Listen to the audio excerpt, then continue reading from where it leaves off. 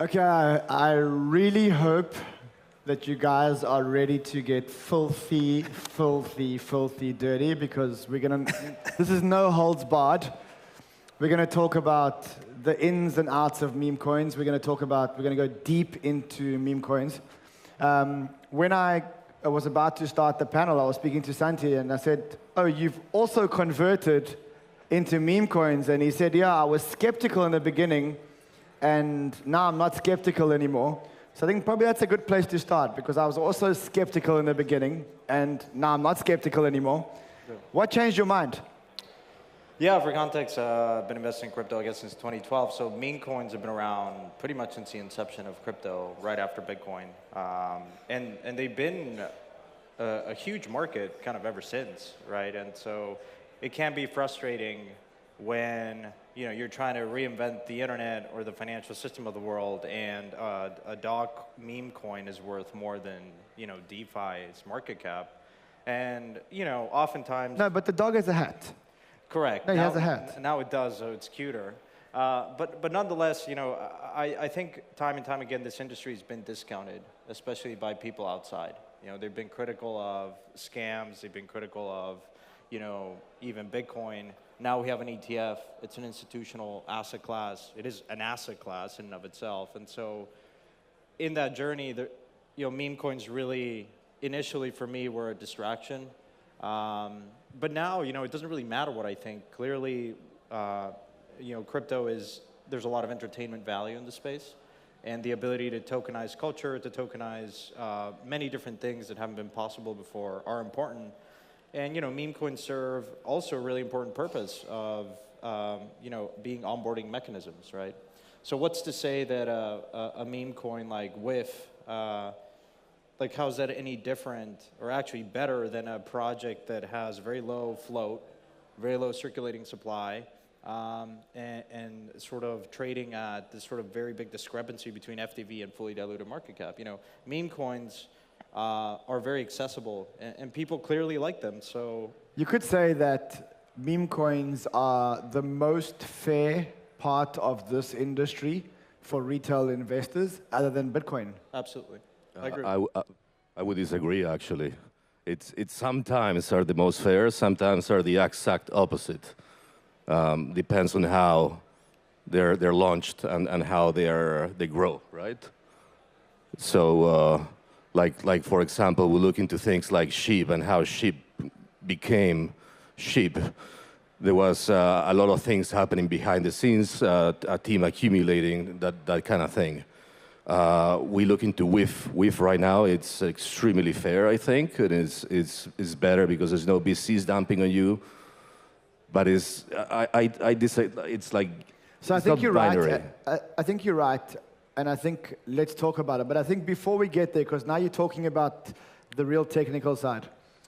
For me, meme coins serve a lot of good things in this industry. And to be honest, I was quite against meme coins. I also said that they were a distraction. Then I realized that, number one, they were a very good way to get people into chains. Second thing is that they were a very good way to test change. So testing chains in terms of how much pressure can a chain take on a launch, how many transactions can a chain do per second, et cetera, et cetera. Meme coins serve that ultimate purpose. Culture, I think it's an obvious one. And I think I want to read you guys a tweet. The tweet came from Camilla Russo. She wrote the book, the Ethereum book. I don't remember what it's called. The Ethereum Machine, I think it's called. Yeah. She said, meme coins might be to this cycle what ICOs were for the 2017 run and what NFTs were for the 2021 runs. Two generous views.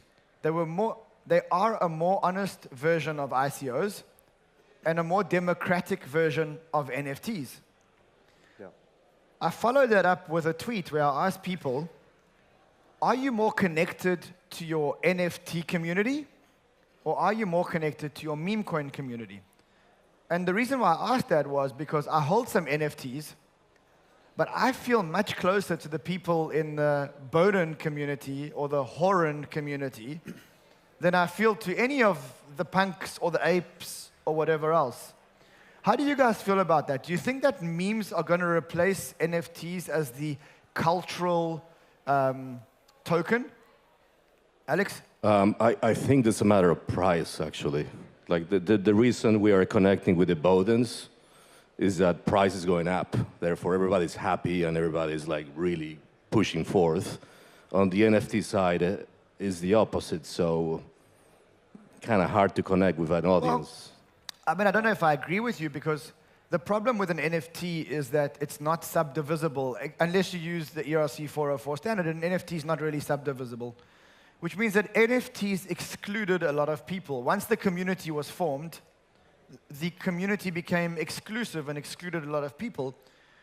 When you talk about a meme coin, the community is very inclusive because with $2.80, you can be part of the WIF community. Yeah. Yeah, and not everyone can afford a 10,000 collection NFT, right?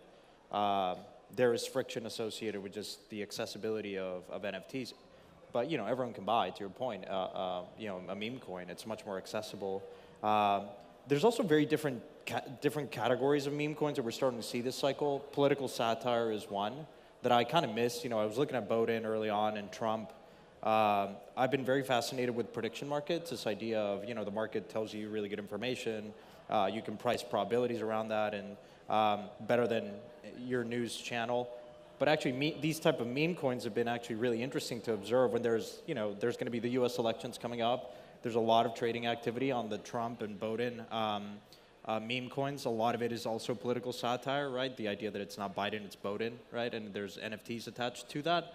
I don't think it's mutually, like it's not either or. Bowden, as an example, has NFTs and has a meme coin. I think the combination of the two makes it incredibly accessible. And clearly people like it and they want to participate. I would, gun in my head, I would say that there's better community, more scalable community with a meme coin than there is with a NFT collection that is limited in supply. Yep. I want to ask you guys a controversial question. The father of all meme coins, and I mean, I want to hear your opinion too. The father of all meme coins was obviously Doge. So Doge was, we could say, the big meme coin. Is Doge still a meme coin about a dog? Or is it a bet on a financial system that's going to be integrated into Twitter? Because I'm very confused. The latter. I think it's the latter. What do you guys think? Who believes that Doge is still a meme coin about a dog? Put your hands up. So I take it the rest of you believe that it's an option around a Twitter financial currency? There's clearly interest because Elon is a big advocate of Dogecoin. I've met with a number of teams that have tried to build on top of Dogecoin to build functionality. At the end of the day, you're tokenizing attention. And when you have a lot of attention, you can do a lot with that. Every team, I mean, I would argue the ultimate meme coin is Bitcoin. And then, like, Bitcoin, this idea of fixed supply is a meme in and of itself. Dangerous territory, man. Eh? Look, I'm not that far away from him. I agree, but I mean, everything is a people, meme. Everything is a social construct. Fiat, the way we think about what gives value to the world, where we divert our attention. A meme coin is just encapsulating that. So you can create a meme coin out of anything. We can create a meme coin out of this panel and how stupid we are about this. Like, I see it different. I got to be honest. I see it different. I see every single project in crypto as a meme. And some at are just some more point, transparent than others. Except the layer ones. Except the layer ones. I see every project in crypto as a meme until it actually proves that it has a use case, a real use case with adoption and users, like a DEX. But otherwise, to me, I've started to treat every single project in crypto as a cultural meme. And until the project can prove to me that that project has real utility and real users, I separate it from the meme into a useful project. That's why, in my mind, Doge is no longer a meme coin. It was a meme coin, and now it's become a financial system that may or may not be integrated into Twitter. And the price of that option is currently trading at $5 billion or whatever, or $7, I haven't looked at the market cap. But you're paying a $7 billion option that this is going to be integrated into meme coins. I don't know how you feel about that. Doge is transcended everything, I think, in that sense that it's kind of like Elon Musk using Doge to make a mockery of our financial system. That's kind of like, I think, the fundamental piece of Doge is that. The second one is Twitter, right? Is integrating it as a currency, as you say. Yeah. So are meme coins allowed to have functionality? Yeah, bonk. Bitcoin. You could argue on the margin that the purest memes don't have functionality. There are obviously people that think, something like Bonk. There's Bonk bot. There's a team behind it. There's a lot of utility that they've tried to integrate. And obviously it's difficult to understand why it's underperformed other memes since then, like in November of last year, they started rolling out a lot of utility. People within the Solana community were critical of that. They're like, look, a meme should just be pure. It's like NFTs when they started promising utility. It's like, no, just keep it pure. I mean, CryptoPunks are CryptoPunks because they don't pretend to be anything else other than art. Your question around how much is priced in Doge is a really good one. I mean, I haven't thought about it. It's hard to kind of tell how much of it is that. If Elon said tomorrow, I'm not integrating Doge into Twitter ever, it's against the US law, what is the price of the Bitcoin of Doge? Minus 40% in I would argue it's not minus 40. Doge has been, I mean, it's traded off its all-time high, obviously, as everything else in crypto, but it's lasted and endured so many different cycles. The price of Doge, I mean, Elon has been talking about Doge, but not even hinting about it being useful in paying for Teslas and whatnot. And Doge was at its all-time high. Elon was not even intimating that it was going to be used for anything else other than it's just a fun meme. So near term, yeah, there might be some price action associated with that. But I think long term, I think, we bought with PleaserDAO the original NFT of Doge, the dog. It's owned by a Japanese person. And so we bought that NFT. We owned the first picture of that dog, and we fractionalized it because we think it's incredible just value of like the dog itself. It's such a recognizable piece of culture. That has value. I don't think you need to embed it in the financial system. I don't think it has to have any utility because people like it. I think memes, to me, as I said, I was against memes. And I realized that actually the reason why we're all here, and I'm going to call a spade a spade. I hope no one from the outside judges us. But if you're here, you're probably in the same headspace as I am. We're all here because we're gamblers. Let's just be honest. I mean, yes, I claim to be an investor, but I'm actually here because I'm a gambler. And so far, the best use case for blockchain is gambling. The reason why I enjoy it so much is because I like investing in very small shitcoins and hoping that they're going to go from $10 million market cap to $1 billion market cap. And yes, I understand the technology, but ultimately I'm gambling. And I think that meme coins are the cheapest and most fun way of gambling that I've found in the blockchain world. I don't know how you feel about that. I would make a distinction between gambling and speculating. And there's nuance there. It's the same thing. No, it's not. It's the same thing. It is definitely not the same thing. Gambling and speculation.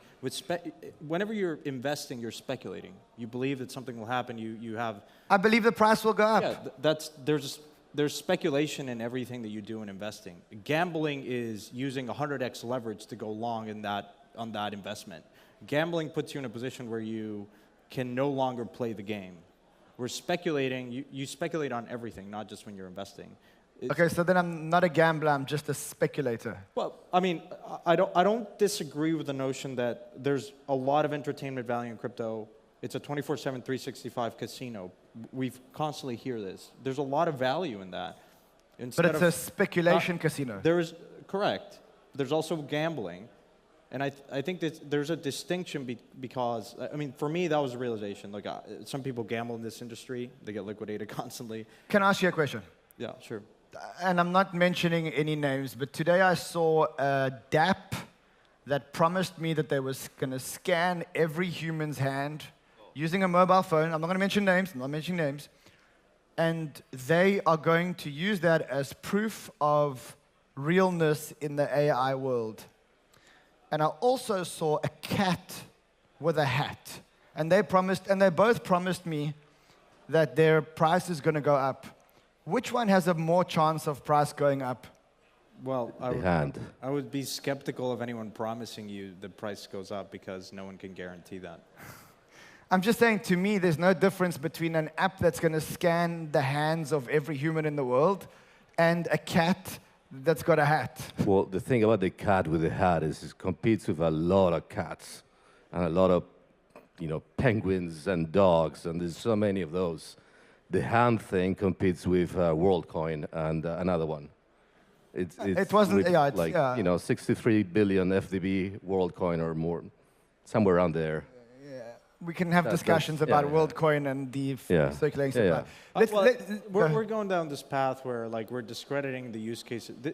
This technology has incredible applications for coordination. Now you can coordinate many things. You can coordinate attention. You can coordinate humans to do a certain particular type of action, like mining a cryptocurrency that purportedly has some value, which was Bitcoin in the early days.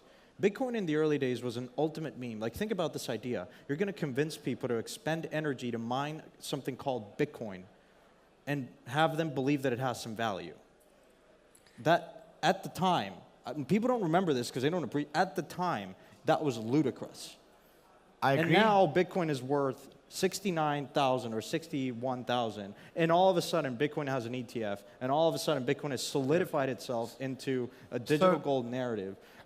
It's important to encapsulate these moments of history because people forget that in the early days, Bitcoin was a meme coin. Let me give you another example. Still is. Let me give you another example. I'll take you to where I think meme coins, the more serious part of meme coins.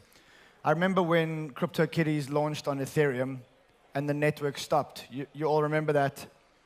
And at the time, we were all angry that this chain that was supposed to democratize finance was being clogged up by a bunch of cats. Fast forward one cycle later, that became the NFT, and the NFT is now probably the platform for all ticketing, identification, everything else in the world. This is what I see about meme coins. If you're in fashion, your job is to try and forecast what the next trend is going to be around fashion. I'll give you a simple example. Is it going to be a V-neck or is it going to be a round neck? Is it going to be a high shoe or is it going to be a low shoe? I think that what meme coins do is they allow people to see trends before they happen in a very fun way. What's going to be culturally relevant and what's not going to be culturally relevant. I call meme coins the biggest roulette in the world. And except the roulette, you actually control the outcome. And you can take bets on what's going to be more popular. Is it going to be a high heel shoe or a low heel shoe? Is it going to be a dog or is it going to be a cat? Is it going to be a hat or is it going to be a cap? And I think what we've created is we've created a different type of prediction market that is actually driven through culture and profitability. And I think that that's one of the real world use cases that we have for crypto. Well, let me give you an example. You look at the US presidential elections when Trump won. Perfect example. You have all these political pundits, Nate Silvers of the world, CNN. No one predicted Trump would win. Why? Because most people in the voters were actually afraid to say they were going to vote for Trump. So clearly, information there was something wrong in predicting these things. Why? Because there's no value, right? When you hear a political analyst or a financial analyst, or when you hear someone like me talk about something like a meme coin, the first thing you should ask yourself is, how much value have I actually put on the line when I'm saying I actually, like meme coins? The answer is a lot. So it's important to understand when you're transacting value. It's a prediction market. There's a very strong signal. If you're not transacting value, it's kind of all bullshit, really. And that's what, when you see the media, when you see political experts talk about, their predictions, even economists, there's no value behind it. They're certainly staking their reputation, you could argue, but they're not staking financial value. Markets, on the other hand, are transacting value constantly about, is a dog with a hat worth more than a cat with a hat, or is Bowden worth more than Trump? Democratized prediction market. The market is a true arbiter of truth. And so why? Because there's value transacted. Crypto in and of itself allows for it's a global untethered capital market, and you've never had that. And so that's really the novelty, is that now you're tokenizing things, concepts, and you're letting the market sort of run its course and come up with a certain price in real time about these things. And so there's a lot of signal. To your point, it's a really good one. Could you tokenize, and could, down the line, a fashion expert be looking at a meme and saying, hey, maybe we should sell the dog with hats? I would buy it. I think that what you're saying is that it's a democratized prediction market that anyone can participate in and has something to gain or lose. And I think that that's where you hit the nail on the head. I take way more stock in a market that is telling me information in real time. That's crypto. That's a meme. That's Bitcoin. Like, look at 3 in the morning. I woke up. There's obviously this news around, Iran and Israel escalation. Financial markets are closed. Some markets, not all of them, are open. Crypto all of a sudden reacts in real time. So that in and of itself is telling you in real time how the financial markets are pricing in risk. And people in the traditional financial industry are looking at that as the barometer of risk on the weekends when markets are not open. And so that in and of itself is a really strong signal. What I'm going with all this is meme coins are an extension of that. You woke up when I went to sleep, just for the record. I want to talk about how fair meme coins actually are. And Alex, you touched on this point before. And I think that majority of people believe that meme coins are very fair on retail investors. To be honest, we're launching a meme coin tomorrow. It's called Gummy. And I want to walk you through this, not because I want to show the coin, because I actually want you not to buy the coin. But one of the things that I've learned about launching a coin is that it's actually not as fair as you think. And the reason why it's not as fair as you think is because what happens is, as the coin is launched, snipers buy up the majority of the supply. And unless you're a genius and you know how to read on-chain data, you probably don't know this, and you think that you're buying into a retail coin. One of the biggest things that worries me about our coin, and every coin launch, is that it will get sniped, and then you'll have non-community members / bad actors holding a big part of the coin, and then dumping the price after everyone gets in. With that in mind, how botted or how fair is this game to the retail investor, and how can the retail investor actually protect themselves and play the fun game without getting screwed by, like they were screwed by the VCs in pre-sales? How can the retail investor play this game without getting screwed? It's not fair, actually, at all. Now, the same thing happens with all coins, not just meme coins. So the difference is on meme coins, you only have snipers dumping on you. On other coins, you have VCs and snipers dumping on you, pretty much. So on a meme coin, you can, if you are slow, you can wait out, you can study on-chain data and study what's happening behind the scenes and wait for the right time to get in. But the truth is, as you say, Ron, but Alex, the biggest problem is that. With respect, with the VC game, the token comes to the market, it's got a 1 billion valuation or a 500 million valuation. It's quite hard to snipe that. With meme coins, they create them with such small liquidity that the opening market cap is $40,000. Yeah. And for the sniper to snipe up 80% of the supply, he needs he needs $32,000, and he has 80% of the supply in his pocket. It's not an issue of meme coins, it's just MEV.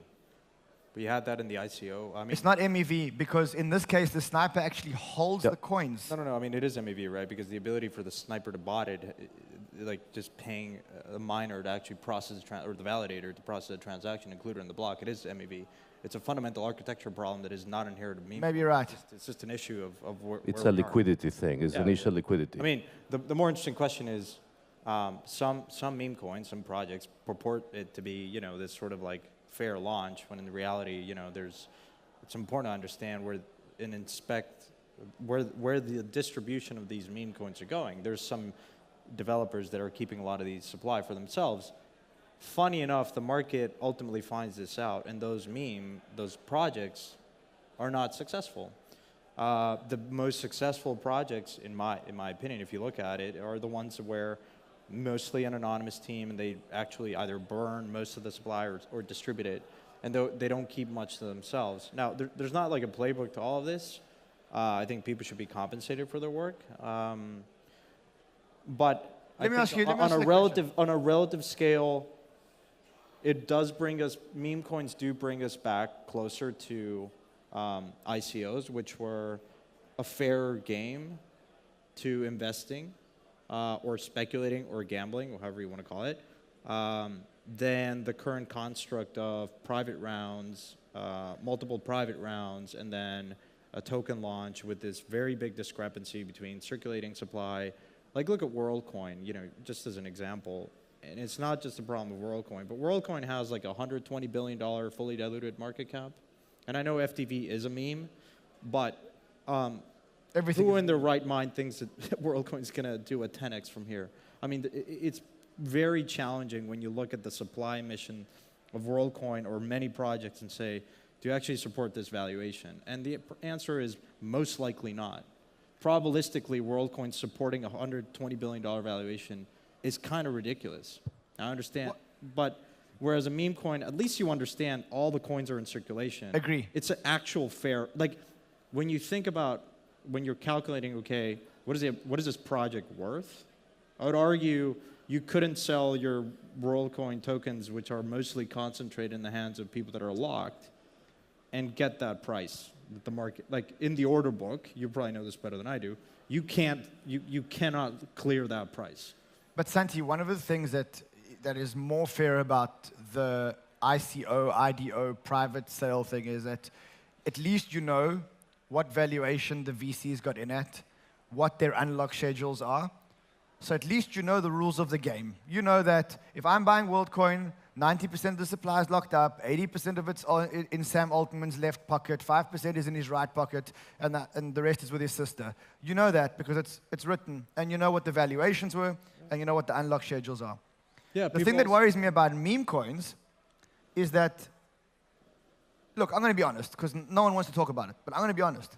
The devs are launching coins. First of all, if I don't make it to tomorrow, I've got no plans of committing suicide, just so you know. So the problem is that the devs are launching coins.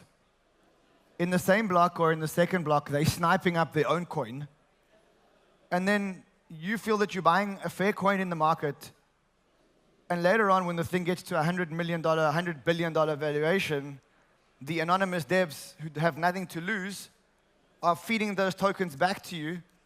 And exiting. And at least when I play the VC game, okay, I'm getting screwed, but I know the rules, and I know when the unlocks are going to happen, and I know who's dumping on me, and I know what they paid. Yeah, but you still also know which wallet's dumping on you for the meme coin. What I would argue, though, is meme coins actually distribute all of the supply at once, and so for the most part. And so you don't have this like very weird skewedness between circulating and fully diluted. And so the price is actually a better barometer in real time. But you do, actually. When the liquidity, the initial liquidity is very low, the ratio is absolutely bananas. I don't think you understand how bad the game is. I'm going to be honest, and again, I have no plans of committing suicide, just so everyone knows. But some of the proposals I was looking at for people to help us launch our meme coin, they said to us, look, would you like us just to launch it? It costs you X $1,000. If you would like us to launch it and snipe 80% of the supply and distribute it into 500 different wallets so no one would ever know, and then send it to a centralized exchange over time, this is the price. Yep. I mean, that's the game. Yeah, I mean, inherently no different than other coins. I would argue the probability of a meme coin project doing that to be successful is much lower. Because what makes a meme coin, like every other project, is this idea of a community. Now, good luck trying to sell that 80% supply over time. Well, there are counterexamples, actually, like Pepe. Yes. Pepe's exactly the example. Exactly that. That's what they did. And I wanted to say is that the true fairest meme coins, actually, what they need is ironically be more like Slurf. Like an IC, like Slurf. Like you actually need very high liquidity, and you need a pre-sale to feed into that high liquidity. Because if you have high liquidity, the snipers get a tiny percentage of the supply. You cannot get rid of snipers. So these fair coins that try to be fair, actually many of them actually try to be fair, they get sniped up, and they basically you have snipers eating everybody's lunch and make a lot of money, and everybody loses, and it's like, you know, a Burj Khalifa. I mean, just so you pumped out fund mechanism, which is a bonding curve, which is people submit their interest. So like you have a meme, for instance. The proper mechanism you talk about, which is right, is you have a meme, you have an idea, right? You're going to launch a, whatever, an elephant meme coin. You put it on pumped out fund or some, as an example. The community comes in and expresses interest, puts in their bids, and in a bonding curve based on the demand, you price it, and then people get their allocation. Meaning, to your point, higher liquidity and more distribution. And, you know, yes, there's always going to be snipers, but at least there's a more fairly distributed, out-of-the-gate coin, and you avoid this problem. So I think what you're saying is that like the ICO process, which evolved into the IDO process, I think the process of issuing meme coins has to change over time to be more fair. Yeah, well, it's already like I would argue a lot of the activity you're seeing in Pumped Out Fund, which is a project in Solana, is that there's all these different memes being created, and it is a bonding curve mechanism, which is, in my opinion, probably one of the fairest distribution mechanisms for projects, right? It's a very novel, like auction type of clearing mechanism, which is based on the initial interest and demand. And then over time, of course, you know, the market will dictate the price, but at least initially, you allow participants to express their interest, put in their bids. You have a clearing price based on, you know, a very clear mechanism, which is a bonding curve, and then, you know, out you go. Guys, we've got like 5-6 more minutes. We could carry on, but I suspect that there may be some questions in the crowd, and I think this is a very fun topic. So let's do some questions, and then we could go on for hours about meme coins, and certainly, but if we could just maybe this gentleman over here, Hi, thank you for the talk today. My name is Rashad. I'm with Dogify. I really enjoyed your conversation about Doge. I really think there's a lot of growth in the ecosystem, but I also wanted to get some of your thoughts on growth with respect to DeFi around meme tokens, and particularly within Doge or other ecosystems. Thank you. I couldn't hear very well, unfortunately. I'm not sure I understand the question. You want to know the growth of DeFi around Doge? Yeah, like, do you have any thoughts? Like, so right now, meme tokens are primarily just like bought and sold, right? Like, do you have any thoughts on like on how DeFi might evolve around meme tokens? Well, yeah, I mean, you can take your meme coin and put it and borrow against it or trade it. I mean, that's there's a lot of financial activity, or like a lot of. So take a look at the most active trading pairs. Like WIF, on any given day, sometimes does more volume than Bitcoin pairs in exchanges. So, and also, you know, decentralized exchanges. Like there's a ton of volume for meme coins. And, you know, people can use it as collateral, and that functionality is no different than another token, right? I don't see any credible lending protocol giving you a 2-to-1 ratio of loans against a cat with a hat. I've got to be honest. That said, we are currently doing an experiment ourselves to see if... Wait a minute. How's that any different from giving, allowing people to borrow against their Picasso? You said it. The one is speculation and the other one is... No. I mean, hold on. Wait a minute. You're just talking about, like, there's a very robust market of trading like for these meme coins. I think there's a huge market to lend against them at the right risk profile. Okay. Maybe you're right. It's just a matter of like how much LTV you're going to give. I agree, they're more volatile, and that dictates the interest rate, and your collateral quality is lower perhaps than Bitcoin. But I would argue it's better than WorldCoin. Something I want to add there is some of these meme coins, like WIF, they have like 40 daily volume is like $40 million. So these on DEXs alone. And these DEXs, the LP is generating 0.2%, 20 bips. No. That's a lot of money. That basically is feeding into the DeFi ecosystem and spreading around. Yeah. And they generate more volume than absolutely anything, actually, aside of Solana and USDC. Highest trading volume of all tokens in the first quarter, in the last quarter, was meme coins. Yeah. Not only that, I mean, that when you want to, if you think about the quality of the collateral, right, as an example, your ability to liquidate, if the price goes down to liquidation price, your ability to liquidate a meme coin like WIF or Bonk or Doge is actually much easier, given the liquidity in not only decentralized but centralized exchanges, than your WorldCoin, which has. We're all going to get a cease and desist from Sam Altman if we carry on like this. It's a matter of flows. Like if I were running Aave or Camino or with some of these decent, what you care about is like how easily can you clear that collateral if you want to liquidate it. Meme coins they're taking up the most amount of volume. I can see this. Across DeFi and centralized exchange. I have this image in my head of a meme coin degen while the market's crashing, jumping from platform to platform, looking to stake his giraffe cat so that he can get leverage to buy the dip. We've got another question here. Yeah, thanks guys for taking questions. Alex briefly mentioned Pepe and how it started, and did you say it was like more centralized and a little bit more organized, and has it decentralized now going kind of into the election? I mean, I'm not part of the Pepe team, but you hear things, basically. It was sniped to shit. Yeah. The devs had a big supply of the token, and over time, they are or have released it. And by the way, I have no plans on committing suicide tonight. Yeah. I mean, they bought their own though? supply through time. So the process is called fake it till you make it.